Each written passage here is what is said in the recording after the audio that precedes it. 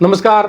आज हम कैथल के आदर्श नगर में पहुंचे हैं। यहाँ जो पूर्व एसएचओ हैं अश्वनी शर्मा जी, उनके घर एक बड़ी उपलब्धि है कैथल की, हरियाणा की।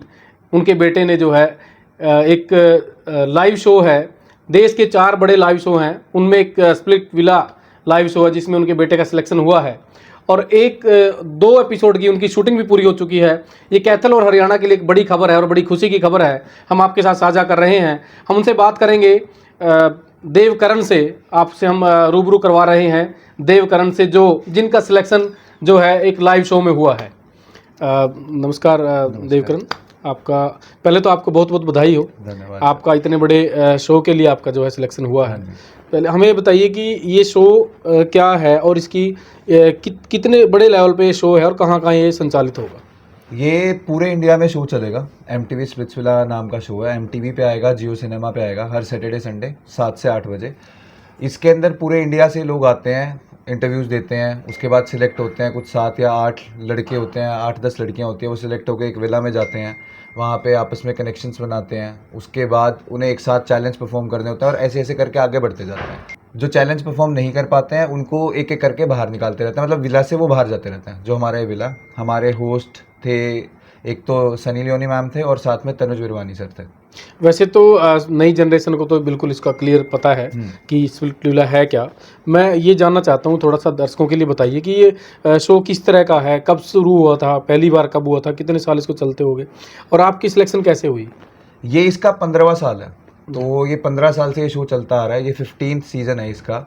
इसके सिलेक्शन के लिए चाहे तो आप इनके जियो का जो खुद का सिनेमा, जियो सिनेमा का होता है कि आप वहाँ जाके अपना ऑडिशन अपलोड करो, या फिर आप किसी प्रोडक्शन हाउस के थ्रू जाओ, उन्हें अपना ऑडिशन सबमिट करो, वो बात करो। बहुत मतलब नॉर्मल क्वेश्चंस होते हैं कि आप क्या करते हो, कहाँ से हो, अपने बारे में, मतलब जितना खुल के आप उनको अपने बारे में बता सकते हो, जितना सच्चा रहोगे कि हाँ मैं ऐसा हूँ, ऐसा ही हूँ, या मुझे ये करना पसंद है, ज़िंदगी में मैंने अब तक ये किया है, अपनी अचीवमेंट्स हो गई, ये सब आप जितना अच्छे से उन्हें बता पाओगे, उसके बाद वो उस बेसिस पे आपको देखेंगे कि आपके अंदर उतना पोटेंशियल है या नहीं है कि आपको शो में लिया जाए। तो आपकी जो इसके लिए सिलेक्शन की प्रक्रिया कब शुरू हुई थी और जो प्राथमिक चरण था, अब जो बच्चे जानकारी लेना चाहेंगे, कैसे आपने इसमें शुरुआत की और फिर कैसे आगे बढ़ते रहे और अल्टीमेटली लास्ट में आकर के आपका सिलेक्शन हो गया। तो क्या हुआ था कि वैसे मैंने कभी सोचा नहीं था कि मैं इधर स्प्लिट्सविला या कोई भी रियलिटी शो करूँगा। स्पोर्ट्स ही करता आया हूँ, बास्केटबॉल खेलता आया था अब तक। तो क्या हुआ था कि टूर्नामेंट एक मेरा कैंसिल हो गया था। तो मैं इंस्टाग्राम पे कंटेंट वगैरह बनाता रहता हूँ थोड़ा बहुत, तो थोड़े ठीक फॉलोअर्स हैं वहाँ पे भी। तो वहाँ पे मेरे पास एक प्रोडक्शन हाउस का मैसेज आता है कि अगर तुम्हें कोई रियलिटी शो में ट्राई करना है तो बताओ। तो मैंने कहा चलो ठीक है, कर लेता हूँ। तो वहाँ पे तब मैंने पहला ऑडिशन उन्हें सबमिट किया था। उसके बाद उन्होंने एक ऑडिशन और लिया, फिर मुझे बुलाया, वहाँ पे ऑडिशन स्टार्ट किया। फिर उसके बाद आगे वो टीम के पास गया, MTV वालों के पास, वायाकॉम 18 वालों के पास, जितनी भी टीम होती है उनकी सिलेक्शन प्रोसेस के अंदर। फिर उस टीम ने मुझे कॉल किया, सेलेक्ट किया। उसके बाद मुझे उन्होंने फिजिकल इंटरव्यू के लिए बुलाया कि उनकी जो जितने भी क्रिएटर्स होते हैं, जितने भी प्रोड्यूसर्स होते हैं वहाँ पे बैठे। कहाँ पे बुलाया था? बॉम्बे। बॉम्बे। मेरे को बॉम्बे बुलाया था उन्होंने बाद में। पहले दिल्ली इंटरव्यूज चल रहे थे जितने भी मैंने आपको बताए हैं। उसके बाद उन्होंने बॉम्बे बुलाने से एक दिन पहले उन्होंने मेरा जूम कॉल पे भी मीटिंग करी थी मेरे साथ कि मतलब मेरी पर्सनैलिटी कैसी है, मैं बातें किस तरीके से करता हूँ, कि अगर वो बुलाएं उनका टाइम वेस्ट ना हो। तो फिर उसके बाद सिलेक्शन हुआ। तो दिसंबर में मैंने स्टार्ट किया था ये सब करना, और फेब के अंदर मेरे को कंफर्मेशन मिला था कि मैं सिलेक्ट हो गया हूँ। तो मतलब कि आपने पहली बार ही किसी शो के लिए ट्राई किया और फर्स्ट जो आपने पहले अटेम्प्ट थे उसी में आप सफल हो गए। हाँ जी, हाँ जी, ये पहली बार मैंने किसी रियलिटी शो के लिए ट्राई किया था। तो शो के बारे में थोड़ा सा बताना कि किन किन खास शख्सियत से आपको वहाँ मिलना हुआ, जैसे आपने सनी लियोनी के बारे में बताया, और वहाँ जो बाकी शो के जो हस्तियाँ हैं वो भी पहुँची होंगी, थोड़ा सा उसके बारे में बताइए, कौन कौन मिले और किन किन के साथ आपने बात सबसे पहले तो वही थे सनी लियोनी मैम ही पहले देखा, वो बॉलीवुड के अंदर सारी फिल्में करी हैं उन्होंने। तनुज विरवानी सर थे, उन्होंने एक बहुत अच्छी सीरीज़ आई थी इनसाइड एज नाम से, हॉटस्टार वगैरह पे कहीं आई थी, उसमें बहुत अच्छा उनका रोल रहा था।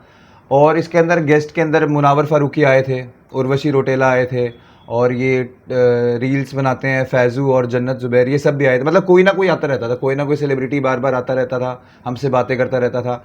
बाकी एक मैं और एक दो लड़के ही होंगे जो पहले कोई रियलिटी शो नहीं करके आए थे। बाकी सब कोई रोडीज करके आया था, किसी ने बिग बॉस किया हुआ था। मतलब बहुत लोग थे जो पहले रियलिटी शो करके फिर यहाँ पे आए थे। देवकरण, ये बताइए कि एक दो एपिसोड की आपने बताया शूटिंग हो चुकी हाँ है, जी। तो किस तरह की शूटिंग है, इसमें कितने पार्टिसिपेंट्स हैं, और आपके इस शो में वहाँ रहने के दौरान क्या क्या चैलेंजेस हैं, और आपकी क्या क्या एक्टिविटीज़ रहती है वहाँ 24 घंटे में? तो इसके अंदर 21 पार्टिसिपेंट्स होते हैं वैसे इसके अंदर, बट इस बार थोड़ा एक ट्विस्ट है। वो शो जैसे जैसे चलेगा वैसे वैसे सबको पता लगता रहेगा। और पर क्या होता है इसके अंदर, जीतने के लिए अगर आपको आगे बढ़ना है इस शो के अंदर, तो आपको चैलेंज परफॉर्म करने होते हैं। आपको सबसे पहले एक लड़की ढूंढनी होती है, उसके साथ कपल बनाना होता है। जैसे रोडीज के अंदर आप अकेले चैलेंज परफॉर्म करते हो, आगे बढ़ते हो, बिग बॉस के अंदर भी आप अकेले खेलते हो, पर स्प्लिट्सविला के अंदर दो बंदे, एक कपल जाएगा, वो आगे जाता रहेगा, चैलेंज परफॉर्म करेगा, साथ में एक कपल और परफॉर्म कर रहा होगा, उसे हराएगा, आगे जाएगा, सेफ बैठेगा। फिर उसके बाद उसके पास जो सेफ कपल होता है, जैसे मैं चैलेंज जीतता हूँ आज, तो आज शाम को मेरे पास पावर होगी कि मैं किन्हीं दो लोगों का नाम लिख सकता हूँ कि उन्हें मैं इस घर से बाहर निकाल दूँ, या मैं किसी भी दो बंदों को सेव कर सकता हूँ, या एक बंदे को सेव कर सकता हूँ कि मैं इसे आज बचाना चाहता हूँ, इन्हें निकालना चाहता हूँ। ये उसके पास पावर आ जाती है जो जीतता है। ऐसे ऐसे बंदे छंटते जाते हैं और एंड तक जाते जाते कुछ 6 या 7 कपल रह जाते हैं जो बिल्कुल एंड में होते हैं, मतलब 12 या 14 लोग जो फिनाले तक जाते हैं। तो जैसे आपने बताया कि वहाँ इतने प्रतिभागी हैं इसमें, तो आप इसके बारे में थोड़ा सा ये बताएं कि वो जो प्रतिभागी आपने कहा कि रह सकते हैं, कि ये कब से शो शुरू होगा? ऐसे आपने बताया कि एक दो एपिसोड आ चुके हैं, और लास्ट में जो रहेंगे उनको कोई इनाम रहेगा, या आखिर में कितने कपल्स मुकाबला जीतते हैं? जीतने वाली थोड़ी शर्तें क्या हैं वो थोड़ा सा बताइए। जीतने के लिए भी चैलेंज ही परफॉर्म करना होगा। जो कपल एंड में जाएगा वो चैलेंज परफॉर्म करके एंड तक जाएगा, उसके बाद जीतेगा, उसको कैश प्राइज मिलेगा। वैसे 5 लाख कैश प्राइज होता है हर बार जो मिलता है, तो वो कैश प्राइज हो जाएगा। उसके बाद वो जितना अच्छा उनकी स्टोरी रहेगी उस हिसाब से लोगों ने प्यार करेंगे कि दो बंदे शुरू से लेकर एंड तक इतने लोगों के बीच में इतनी लड़ाइयाँ होती हैं, झगड़े होते हैं। आप ऐसी जगह पे रह रहे हो, आप सुबह से शाम तक आप शूटिंग कर रहे हो, खाने पीने का वो किसी से बात नहीं कर सकते, फ़ोन आपके पास नहीं होता, तो लड़ाई झगड़े तो होना वहाँ पे बहुत वो होता है। वो जो हम सोचते हैं ना कि भाई वो स्क्रिप्ट किया होता है, नहीं, वहाँ पे लड़ाई हो जाती है। अच्छा, छोटी सी छोटी बात पे वहाँ कोई भी लड़ लेता है, क्योंकि सब बहुत तंग हो रखे होते हैं ठीक। कि शूटिंग कर रहे हैं, उसके बाद घर वालों से बात नहीं कर सकते। किसी से अगर लड़ाई हुई, आप किसी नए इंसान से आज मिले हो, उससे से आपकी लड़ाई होगी, वो आप किसी को जाके बता नहीं सकते, क्योंकि तीसरे बंदे को भी आप जानते नहीं हो। उससे बताओगे वो क्या पता आपकी बात को घुमा फिरा के आपकी ही इमेज खराब कर दे, और वो भी नेशनल टेलीविजन पे सब आना है। तो बहुत सोच समझ के वहाँ पे रहना होता है। तो मतलब कि वहाँ जब आप लोग शो में रहे, तो एक तरह से अपनी इमेज बनाने के लिए, या इमेज के हिसाब से जो आपका ओरिजिनल बिहेवियर है उसका ध्यान रखना पड़ता है। ये होता है कि आप एक तो जैसे आप हो, ठीक है, या तो आप वैसे ही रहो, या फिर कई लोग होते हैं जो वहाँ पे आके फेक करने स्टार्ट कर देते हैं कि मैं ऐसा नहीं हूँ, पर दिखाने लग जाऊँगा ऐसा है। तो वो थोड़े टाइम तक रहता है, पर एक टाइम ऐसा आता है कि दिमाग में इतना प्रेशर हो जाता है कि उसके बाद वो असली इंसान निकल ही जाता है। अच्छा। तो उसकी इमेज ऐसी ऐसी जारी होती है, एकदम असली आ जाता है, फिर लोग कहते हैं कि ये कैसा है। तो मैं तो कहता हूँ कि जैसे हो आप वैसे ही रहो, पहले दिन से रियल रहो। तो अब इसका एपिसोड कब से इसका प्रसारण शुरू होगा, और कब तक इसका रिजल्ट फाइनल आएगा? ये 30 तारीख को पहला एपिसोड इसका एयर हो जाएगा। हर सैटरडे संडे मैंने आपको बताया 7 से 8 बजे आया करेगा। 26 एपिसोड आएंगे, तो मतलब 2 से 3 महीने ये शो चलेगा, और लास्ट एपिसोड के अंदर ही पता चलेगा कि कौन जीतता है। तो आप इससे तो आप पूरे देश में फेम हो जाएंगे, और क्या क्या इसके आपका लाभ, इसमें फ़ायदा देखते हैं इसमें सिलेक्शन होने के साथ आपका? वैसे तो रियलिटी शो में जाना, किसी भी रियलिटी शो में जाना खुद ही एक बहुत बड़ी बात है कि इतने लोग उस लाइन में लगे होते हैं कि हमें जाना है, या इतने ऑडिशंस होते हैं, उसको क्लियर करके वहाँ तक पहुँचना। अब एक ये होगा कि एक तरीका मिल गया, जरिया मिल गया कि अब सब देख लेंगे, जितने भी, मतलब इसके खुद के जो इनका पेज है उसके ऊपर 1-1.5 मिलियन फॉलोअर्स है, मतलब 10-20 लाख लोग तो वैसे ही फॉलो करते हैं, और वो सब देखेंगे हमें। उसके बाद जितने कास्टिंग डायरेक्टर्स हो गए, जितनी फिल्म एजेंसीज हो गई, वो सब स्प्लिट्सविला देखते हैं, या जितने भी नए फेस आते हैं ना कि अब जिनको एक्टिंग करनी है, वो सब इसमें आएंगे, अपना अपना टैलेंट दिखाएंगे, अपनी अपनी इमेज के हिसाब से, अपने कैरेक्टर के हिसाब से, जिस तरीके से बात करते हैं उन्हें उस तरीके से फ़ायदा होता रहेगा। कोई मूवीज़ में चला जाएगा, किसी को एडवर्टीजमेंट्स मिल जाएंगी, पर जो बिल्कुल क्लियर कट होता है ना इसके फ़ायदे की, अब लोग जानने लग जाएंगे। उसके बाद आपको ऑफर्स आने लग जाते हैं कि किसी गाने की वीडियो शूट कर ली, या कोई और रियलिटी शो कर लिया। मतलब है, फ़ायदा है, अगर आप जाते हो तो फ़ायदा है। जैसे प्रिंस नरूला हो गए, वो अभी रियलिटी शोज़ ही किए थे उन्होंने। उसके बाद रणविजय सिंह हो गए, वो भी रियलिटी शो से ही चढ़े थे। अपने कैथल की एक लड़की थी युक्ति थरेजा, उन्होंने एक रियलिटी शो किया था, इसी वो भी MTV पे आता था, इंडिया सुपर मॉडल। वो भी अब फिल्म्स में ट्राई कर रही है, वो भी मूवी इंडस्ट्री में चली गई है। तो मतलब कि आपको बॉलीवुड में एक तरह से रास्ता खुल जाता है ये? हाँ, बॉलीवुड का एक रास्ता बहुत ईजी हो जाता है, क्योंकि लोग जानने लग जाते हैं, तो एक ऐसा फेस हो जाता है कि अब आपको जाके किसी को ये नहीं करना पड़ेगा कि कि मैं मैं ये कौन हूँ मैं या कौन कौन हूँ। हूँ। तो आपको जानते होंगे कि अच्छा ये लड़का स्प्लिट्सविला में आपका देखा काम गया। पहले उनको देख चुके होते हैं हाँ, लोग। कि वो देख चुके हैं कि ये ऐसे बात करता है, ऐसे इसकी बात करने का तरीका है। तो आप अपनी फीलिंग्स बताइए, आपका मतलब कि मुझे जो जानकारी है कि आप स्पोर्ट्स में थे और आपका बास्केटबॉल गेम था, हाँ। और अचानक से ये जो ज़िंदगी में मोड़ आया है और एक्टिंग की तरफ आप का एक तरह से रास्ता खुल गया, तो इसके बारे में बताइए कैसी फीलिंग्स, क्या आगे मैं बॉलीवुड में जाने का इरादा है? फीलिंग्स का तो मैं आपको बताता हूँ कि मैं इतना अपना कैथल से तो गया था, आज तक वो लाइट्स कैमरा एक्शन भी अपन ने तो पिक्चरों में ही देखा, मैंने तो कभी देखा भी नहीं था। तो वहाँ पे अब सब शूट करने लग रहे थे, तो अब शूट में कोई पता नहीं क्या कुछ सीरियस बात थी या कुछ चल रही थी, तो उन्होंने एकदम डायरेक्टर ने बोला कि लाइट्स कैमरा एक्शन, मेरे को एकदम हंसी आ गई। मैं अब अपना वही, मैं तो छोटा सा ये शहर का लड़का कि मैंने तो पहली बार ये ज़िंदगी में सुना, और मैं कहा यार ये तो बहुत ऐसे बचपन वाला वो हो गया ना कि बचपन में सोचा था कि कुछ ऐसा करना कि सुनने को मिले।